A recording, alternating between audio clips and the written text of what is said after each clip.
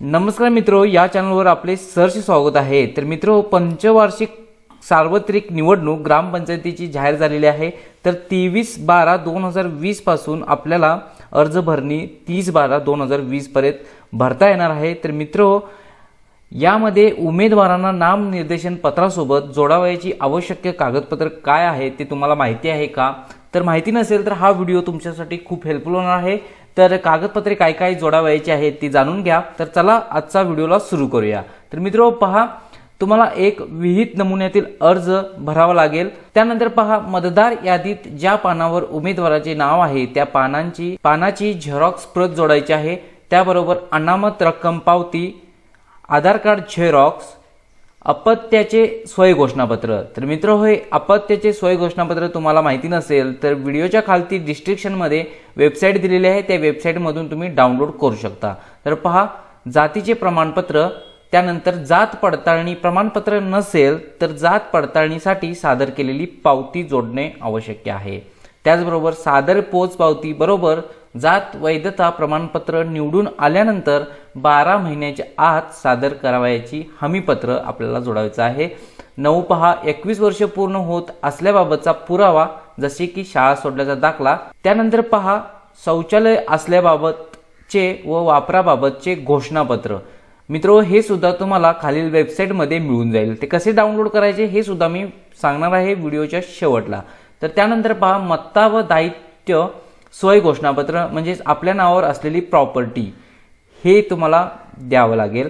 त्यानंतर पहा, गुन्हेगारी पार्श्वभूमी नसल्याबाबत विहित नमुन्यातील प्रमाणपत्र आपल्याला मिळवायचं आहे आणि हे सुद्धा जोडावायचे आहे। त्यानंतर पहा, मतदान कार्ड ओळखपत्र झेरॉक्स। त्यानंतर पहा, नवीन खाते काढलेल्या बँकेचे पासबुकची झेरॉक्स प्रत। त्यानंतर पहा, ठेकेदार नसल्याचे स्वय घोषणापत्र म्हणजे ग्रामपंचायत ठेकेदार नसल्याचे स्वयं घोषणापत्र आपल्याला जोडायचे आहे। याचा सुद्धा नमुना मी डाउनलोड कसा करायचा हे सुद्धा मी सांगणार आहे। तर पहा, त्यानंतर पासपोर्ट साईज आपल्याला फोटो असणं आवश्यक आहे। 17 थकबाकी नसल्याचे प्रमाणपत्र आहेत। तर मित्रो, अशा पद्धतीने आपल्याला ही कागदपत्र जोडायची आहेत।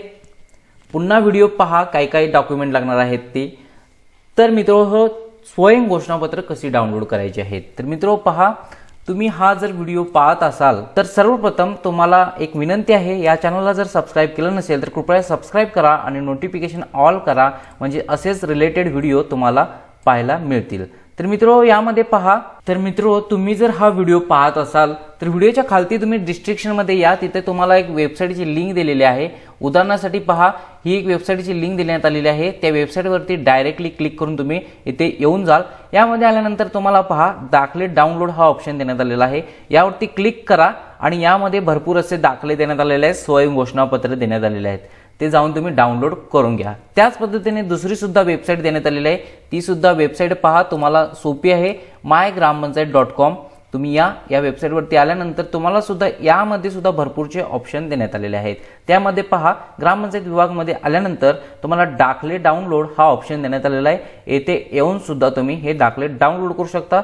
त्याच पद्धतीने पहा, सर्व दाखले यामध्ये या स्वयं घोषणापत्र किंवा दाखले डाउनलोड हा ऑप्शन देण्यात आलेला आहे। मित्रो, यामध्ये तुम्ही जे काही निवडणुकीसाठी स्वयं घोषणापत्र लागणार आहेत, नमुने आहेत, ते तुम्ही येथे डाउनलोड करून घेऊ शकता। मित्रो, अशा पद्धतीने तुम्हाला जी कागदपत्र जोडावायची आहेत त्याची सुद्धा लिस्ट या वेबसाईटवरती देण्यात आलेली आहेत, तुम्ही जाऊन पाहू शकता। डिस्क्रिप्शन मध्ये लिंक आहे। जर काही अडचणीत असतील तर मित्रो कृपया कमेंट सेक्शन मध्ये कमेंट करा आणि हा व्हिडिओ आवडला नक्की लाईक करा, जास्तीत जास्त लोकांपर्यंत हा व्हिडिओ शेअर करा। पुन्हा भेटूया नवीन व्हिडिओ घेऊन, तोपर्यंत जय हिंद, जय महाराष्ट्र।